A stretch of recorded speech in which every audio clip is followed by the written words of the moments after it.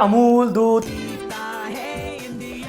अब अमूल क्या है, एक बहुत बड़ी इंडस्ट्री है। मैं एक मालवीय नगर में रहता हूँ, मैं एक कस्टमर हूँ जिसके घर में रोज ये अमूल की थैली आती है। ये भी मालवीय नगर में है और ये पुत्र भी मालवीय नगर का है। जो ये पुत्र मालवीय नगर का है, इसकी किराने की दुकान है, पढ़ता नहीं था तो फाइनली ऑप्शन नहीं बचा।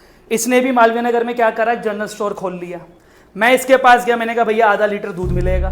तो कह रहा जी जनाब बिल्कुल मिलेगा। मैंने कहा कितने रुपए का? कह रहा सर 50 रुपीज़ का है। इसने मुझे वो पर्टिकुलर प्रोडक्ट बेच दिया कितने में? 50 में।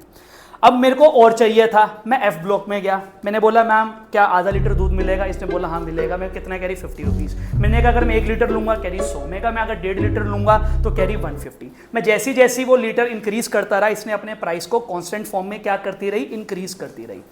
क्या ऐसा हुआ कि ये मुझे 50 रुपीज में जो चीज दे रहा था, जब मैं यहां गया वही सेम ब्रांड मुझे महंगा मिला हो? जो ये मुझे दे रहा था वही ये दे रहे हैं।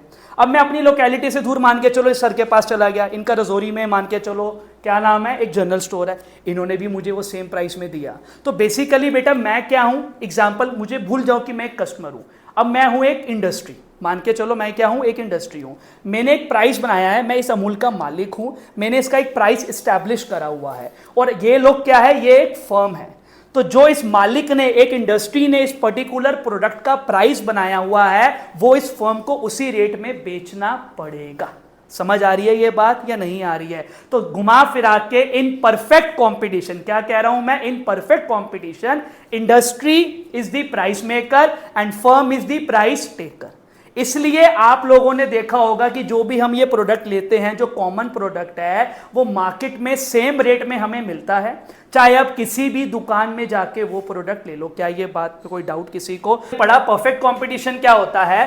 परफेक्ट कंपटीशन एक ऐसी मार्केट होती है जहां पे इंडस्ट्री क्या होती है, प्राइस मेकर, और फर्म क्या होता है, प्राइस टेकर।